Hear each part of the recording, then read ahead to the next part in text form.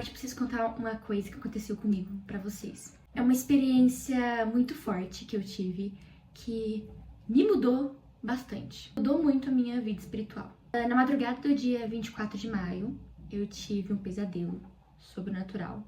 Assim, não foi qualquer pesadelo. Que me levou a uma paralisia do sono. Pra quem não sabe, paralisia do sono é mais ou menos quando você tá na sua fase de sono mais profundo.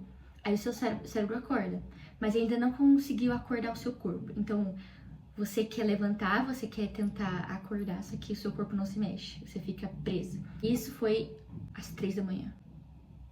Tinha que ser esse horário. Bom, foi horrível. Eu fiquei branca, literalmente tremendo de medo. Pode perguntar pra minha mãe, eu tava tremendo, eu parecia do hospital, sabe? Tava agachada assim, ó, branca, tremendo, passando mal de medo, tava com vontade de vomitar. Mas tudo isso de ruim foi, na verdade, uma revelação. E eu vou contar tudo direitinho pra vocês. Eu sou a Júlia e sejam bem-vindas ao meu Diário de Princesa. Bom, primeiramente, quero contar de uma experiência que eu tive na minha escola, que lá é um lugar assim bem diabólico, sem brincadeira. E meu horário de escola é à noite. Eu estava lá fazendo a minha lição, e aí eu vi umas meninas fazendo tarô, que é bruxaria. Sabe aquelas... são cartas de adivinhação do seu futuro, sabe? Então isso é bruxaria, chama tarô. Eu já fiquei alerta, né? Vigiando espiritualmente, falando... então tá, né? Vou continuar fazendo lição, mas vou ficar aqui em alerta. Como fala lá em Mateus 26:41, de ficar em alerta. Mas aí, um menino mais do meu lado, ele começou a fazer uns batuque. Começou a batucar na mesa. Tipo assim, não foi um batuque normal, sabe? Tipo de brincar, foi um batuque de macumba mesmo, sabe? Tipo batuque pra chamar demônio, essas coisas. Eu senti isso, eu tava me deixando muito inquieta isso, tava me atrapalhando, tava me desconcentrando, meu Deus do céu, que sensação horrível é essa? Então eu foquei os meus olhos nele, assim, ó. Eu fixei os meus olhos nele. Aí ele parou. Sabe por que isso começou? Porque a minha presença, cheia do Espírito Santo, incomodou as trevas. E eu entendi ainda mais uma coisa. E a minha oração não era mais pedir discernimento para entender o que vem de Deus ou o que não é. Eu comecei a orar para que as trevas se incomodem com a presença da minha luz. Porque nós carregamos a luz dentro de nós. Em Mateus 5:13, diz que nós somos o sal da terra e a luz do mundo. Porque nós temos Jesus. E eu quero que as trevas saibam que eu não pertenço a eles, eu pertenço a Cristo. E você também, princesa. Mas aí eu comecei a orar pra isso. Então, na madrugada do dia 24 de maio, veio o pesadelo. E depois a paralisia do sono. Eu estava no corredor, aqui no meu prédio, eu moro num apartamento. E eu passei por uma porta que ela estava aberta. O corredor estava meio escuro. Tava meio sombrio, assim. E nessa porta estava encostado um homem e uma mulher. Eu não consegui ver o rosto deles, parecia que eles não tinham um rosto, eu não vi, porque eles estavam com roupa preta, o rosto deles estavam virados para a porta, eu não consegui ver.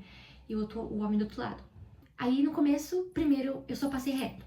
Mas depois quando eu voltei, eu olhei para dentro da porta, eu vi crianças trabalhando. Crianças presas lá, sendo forçadas a trabalhar. Só que elas estavam com roupas de freiras. O que eu mais vi foram meninas. Aí, quando eu vi aquilo, eu fiquei aterrorizada, querendo fazer alguma coisa, denunciar, não sei. Mas eu queria fazer alguma coisa, eu vi a minha cara de terror. Mas aí a mulher virou pra mim, já com a mão assim, ó, e pôs a mão no meu rosto, me sufocando. Eu senti como se essa coisa tava me falando, você não pode ver isso, não era pra você ver isso. Fica quieta, não faz nada. E aí veio a paralisia do sono. Tava tudo escuro, não conseguia ver nada, eu fiquei meio que sem ar.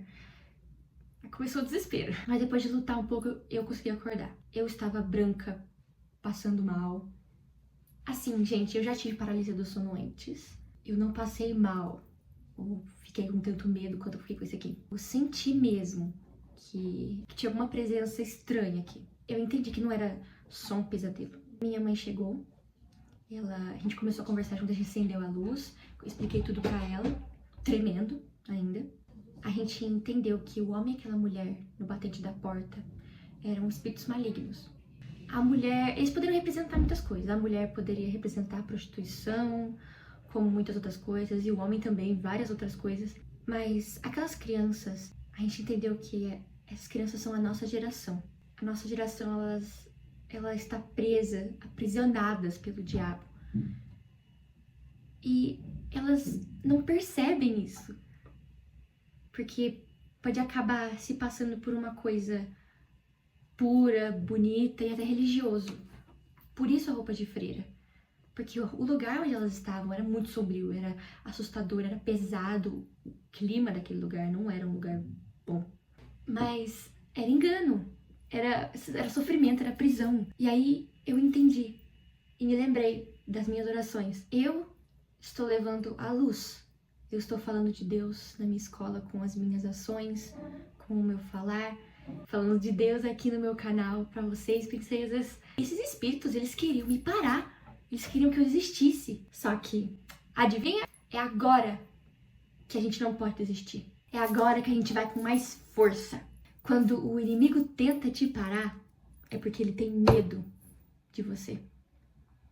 Como assim, Júlia? É porque ele sabe que você tem uma força dentro de você que vem lá do alto. Ele sabe disso. Ele sabe que você é luz. E eu percebi que eu demorei bastante pra poder postar esse vídeo.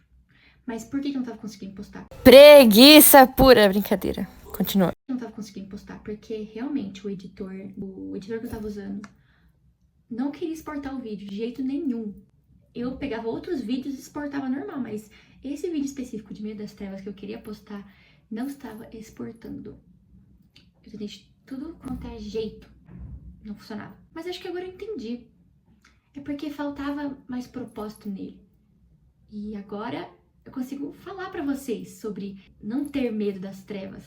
E meninas, eu estou aqui para falar pra vocês. Nós não podemos parar agora. O diabo, ele quer nos aprisionar, ele quer roubar a nossa luz, ele quer nos destruir. Tinha algum negócio estranho ali. Mas a minha mãe veio e disse uma coisa muito sábia. Ela disse, filha, é muito importante nós sempre estarmos blindadas com a armadura de Deus. O tempo todo, porque o diabo, ele só precisa de uma brecha, uma brechinha. Efésios 11 diz: vistam toda a armadura de Deus para poderem ficar firmes contra as ciladas do diabo. Entendeu? Ela também me lembrou que Deus nos respalda. Eu fiquei... O que é respaldar? Pelo que eu entendi, respalda é uma proteção extra em volta de você. Tem você, está com a sua armadura, você está protegida. Mas Deus, ele envia os seus anjos para proteger você. Isso é respaldar. Mesmo a gente tendo a armadura completa, eu acho muito importante que a gente agradeça e peça a proteção de Deus. A proteção que vem dele. Porque ele tem muito mais poder que nós. E muito mais poder do que o diabo ainda. Olha só. Você sabe por que o diabo ele faz isso com a gente? Olha, o diabo ele sabe que ele não tem como enfrentar o próprio Deus. Ele sabe que ele já perdeu. Sabe o que ele faz? Ele tenta desviar a gente do caminho. Ele tenta distrair a gente. Ele tenta nos destruir, nos fazer duvidar, nos fazer desistir. Sabe por quê? Porque ele tem medo. Ele sabe do seu propósito, ele sabe o que Deus escolheu pra você fazer, ele cheira o seu chamado. E como ele nunca vai conseguir vencer o poder de Deus, ele tenta destruir os filhos dele. Mas ele não vai conseguir. Ha! Sabe por quê? Porque é maior aquele que está em você. 1 João 4,4. Filhinhos, vocês são de Deus e os venceram, porque aquele que está em vocês é maior do que aquele que está no mundo. O Espírito Santo, ele habita em vocês. Vocês são casa, vocês são templo do Espírito Santo, vocês são um altar. E quando o diabo tenta desviar a gente, sabe o que a gente faz? A gente reage com mais força, e força que vem lá do alto. Porque o diabo, ele só veio para roubar, para matar e para destruir. E quando ele vê a nossa luz, ele tenta de tudo para apagar a nossa chama. Então, nós precisamos manter a nossa chama acesa. Sabe o que isso me fez lembrar? Uma referência lá do Carros 3, filme Carros 3. Vocês já assistiram? Recomendo assistir. Tem uma parte lá onde a Cruz Ramirez, ela tá correndo no lugar do McQueen. Ela tá na terceira posição. E o Storm, que é o primeiro carro, ele percebe que ela tá na terceira posição. E ele sai da posição dele e vai lá do lado dela e começa a atazanar ela. Eu decidi colocar a cena pra vocês assistirem aqui, ok? Então, divirtam-se. Que a Ramiro está chegando bem perto.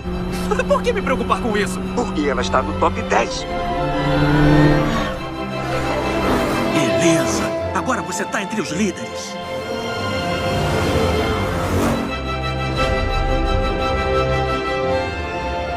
A Ramiro está em quarto. Quarto? Acaba com ele! Ramires em terceiro.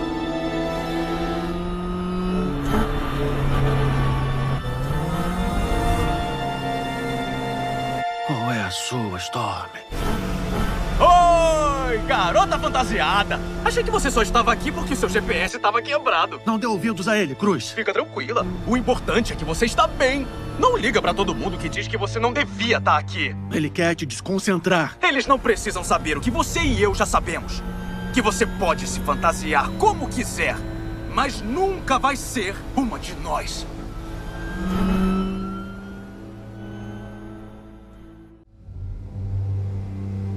Cruz, entendeu o que acabou de rolar? Sim, ele conseguiu me desconcentrar. Não, não! Escuta bem, você desconcentrou ele. Não se ligou ainda? Ele nunca teria feito isso se não tivesse assustado ele.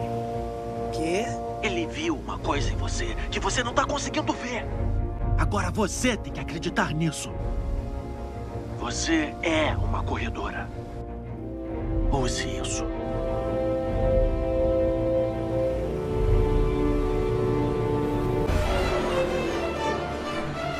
E aí, qual é a distância dela agora? Olha atrás de você. O quê? Boa noite, Storm! Peraí, como você... Só tô aproveitando o seu vácuo. Nada pra se preocupar. Igual a 2 joaninhas numa noite de verão. Ô, Hamilton! Hamilton falando. Diz a nossa velocidade. 333 km por hora. 331 km Dá pra parar com isso? Está atrapalhando meu traçado. Última volta! Pisa fundo, Cruz! Ah, não! O meu GPS está dizendo que eu tenho veículos lentos à minha frente. Não, não, não. Não vai vencer. Ah, tá com raiva? Eu não tô com raiva. Olha, você pode usar essa sua raiva pra acelerar! Eu disse que eu não tô com raiva. Ah, mas não mesmo. Não. Cruz, sai já daí! Você não pertence às corridas. Eu pertenço, sim!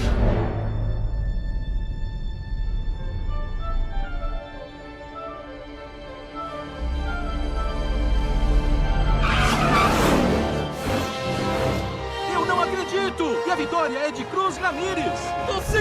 Gostaram, gente? Eu adorei essa referência, viu? Eu falei, caraca, é exatamente isso que acontece com o diabo e com a gente. O inferno, ele só se levanta pra quem tá de pé. Ele só tenta calar quem tá falando. Ele só tenta apagar quem tá brilhando. Nossa, até rimou. Então eu e minha mãe, em plenas 3 horas da manhã, nós começamos a orar, a expulsar, a declarar bênçãos e declaramos que o Espírito de Deus habita a nossa casa. E onde a gente pisar, as trevas não vão nos incomodar. E depois que isso aconteceu, eu comecei a pensar bastante sobre o meu propósito, sobre o propósito que Deus deu pra mim e sobre a minha vida espiritual. E eu percebi como que eu sou uma cristã morna.